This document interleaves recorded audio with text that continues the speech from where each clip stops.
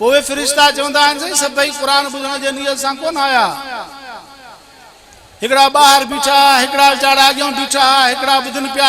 अल्हम्दुलिल्लाह नहमदुहु व नस्तईनुहु व नस्तगफिरुहु व नुअमिनु बिही व नतवक्कलु अलैहि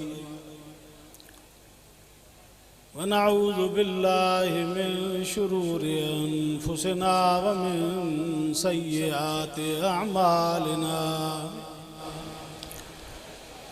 मन यहदिहिल्लाहु फला मुज़िल्ल लहु व मन युज़लिल्हु फला हादिय लहु व नशहदु अल्ला इलाहा इल्लल्लाहु वहदहु ला शरीक लहु व नशहदु अन्न सय्यदना व मौलाना मुहम्मदन अब्दुहु व रसूलुहु। अम्मा बाद फ़अऊज़ु बिल्लाहि मिनश शैतानिर रजीम। बिस्मिल्लाहिर रहमानिर रहीम।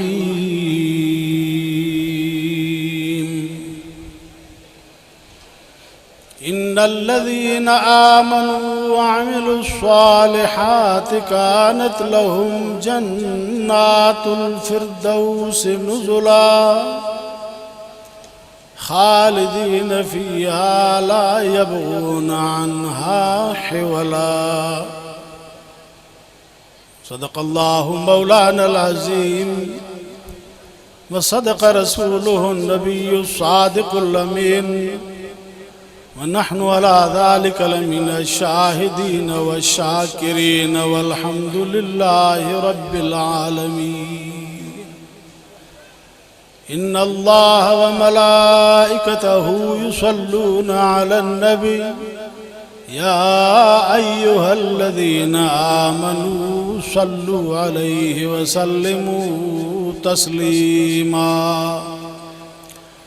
अल्लाहुम्मा सल्लि अला सय्यिदिना मुहम्मदिन नबिय्यिल उम्मी व आलिहि व बारिक व सल्लिम अदद कुल्लि मालूमिन लक दाइमन अबदा।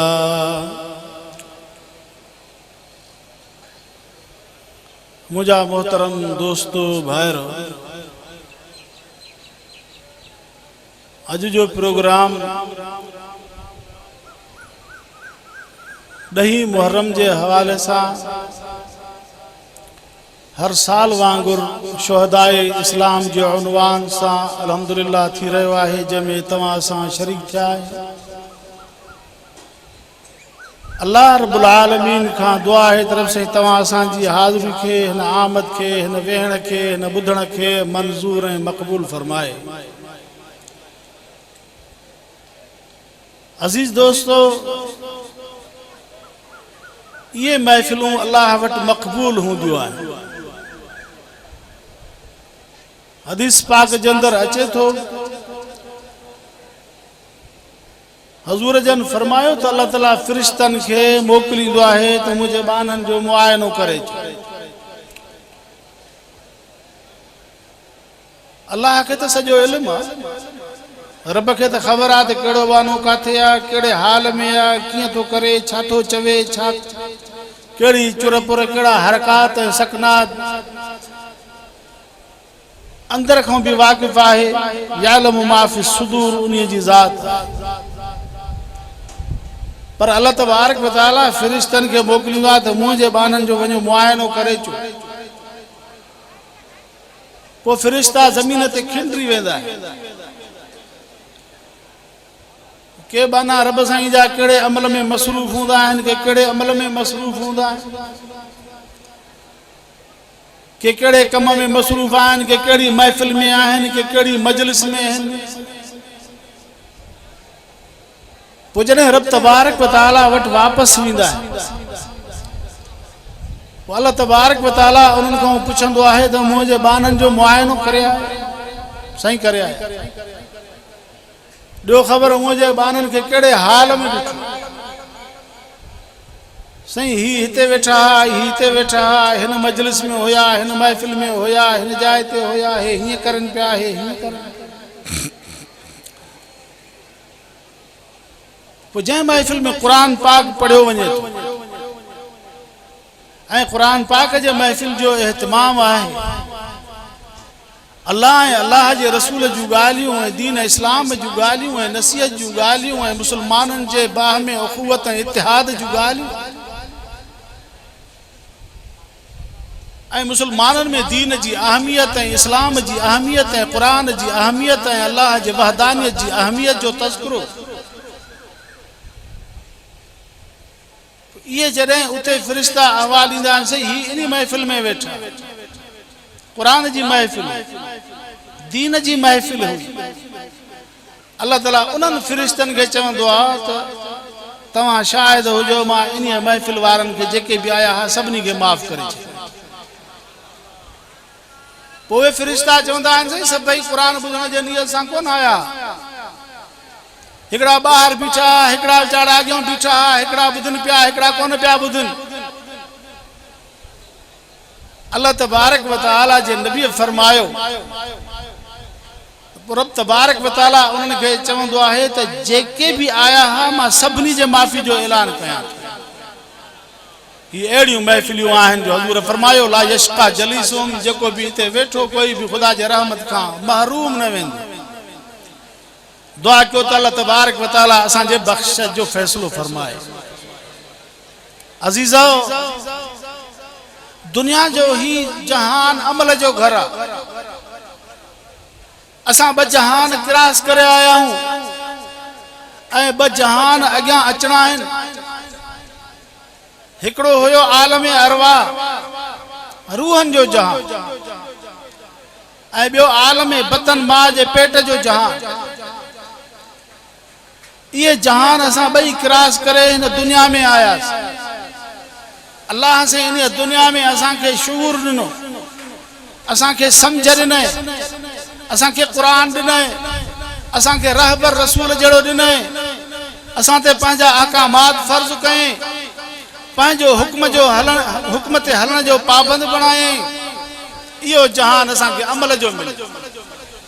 ऐं उन्ही खां पोइ वरी क़ब्र जो जहान, उन्ही खां पोइ हशर में मैदान महशर, आलम हशर, ये ॿ जहान अॻिते आहिनि।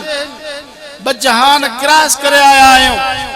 ही अमल जो जहान आहे। इन्हीअ जे लाइ अल्लाह तबारक व तआला फरमाए थो इन्नल लज़ीना आमनू व अमिलु सालिहात, ओ जंहिं हिन दुनिया जे जहान में, हिन अमल जे मैदान में, हिन अमली ज़िंदगीअ में जंहिं पंहिंजे अक़ीदे खे दुरुस्त रखियो ऐं जंहिं अमल सालिह कया, दीन इस्लाम ते हलियो, शरीयत जे राह ते हलियो, अल्लाह जे पैगाम खे क़बूल कयईं, पंहिंजी तमाम तर तवानाई दीन ते ख़र्च कयईं।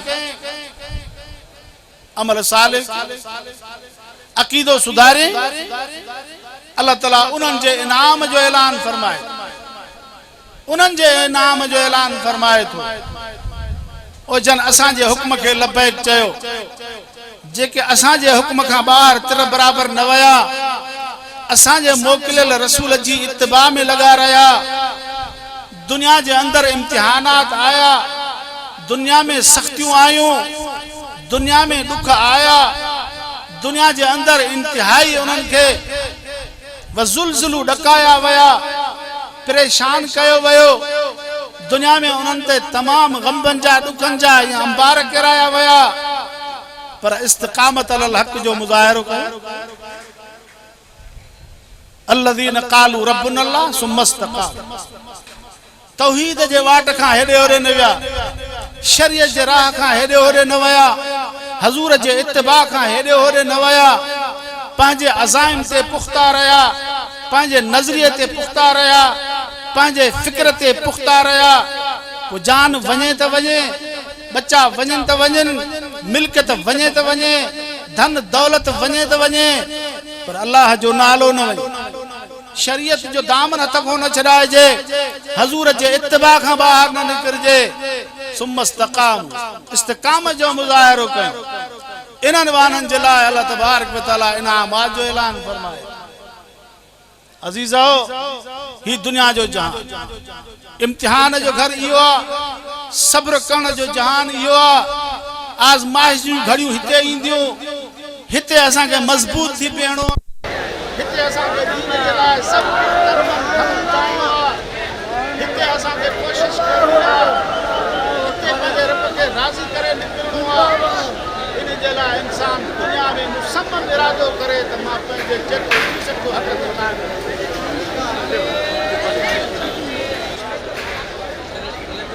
असांजे हिन इस्लामी तारीख़ जे अंदरि हज़ूर जे उम्मत में तव्हां ॾिसो इहो दौर हलंदो अचे थो, असांजे सलफ़ छा कारनामा ॾेखारिया, उलमाए मुतक़द्दिमीन कहिड़ा कारनामा ॾेखारिया, सुलहा कहिड़ा कारनामा ॾेखारिया, सहाबाए किराम जी ज़िंदगी, पैगंबर अलैहिस्सलातु वस्सलाम जी ज़िंदगी ऐं पैगंबर जे आल इक़्तिदार जी ज़िंदगी, ऐं उन खां बाद में अचण वारा जेके बि दौर आया, उलमाए किराम जा वारिस, दीन जे मथां हलण वारा, दीन जो पैगाम पहुचाइण वारा, असांखे ॾिसो केॾा वॾा सबक़ ॾेई अॼु वाइदो कयो त दीन ते सुर कुर्बान कंदासीं। कहिड़ा कहिड़ा कहिड़ा कहिड़ा वाइदो करनि था, दीन ते सिर कुर्बान कंदासूं, इस्लाम ते सिर कुर्बान कंदासूं, इस्लाम जे निफ़ाज़ जे लाइ उलमा जो साथ ॾींदासूं। अज़ीज़ो,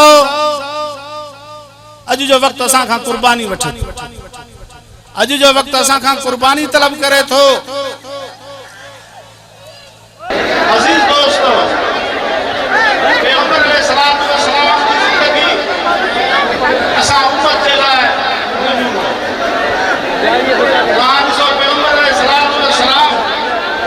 पंहिंजे दौर में सहाबाए किराम ॾिसो केतिरा शहीद थियनि था जंगनि में, जिहाद में केतिरियूं जानियूं पेश थियनि थियूं। पैगंबर अलैहिस्सलातु वस्सलाम जे मैदान में ज़ख़्मी था थियनि। हज़ूर जो चाचो सैयदना हमज़ा रज़ियल्लाहु तआला अन्हु शहीद थो थिए पियो, कई सहाबा जाम शहादत पीअनि था। इहो वक़्तु हलंदो अचे थो, अॼु ताईं दीन जे मुझा मोहतरम दोस्तों,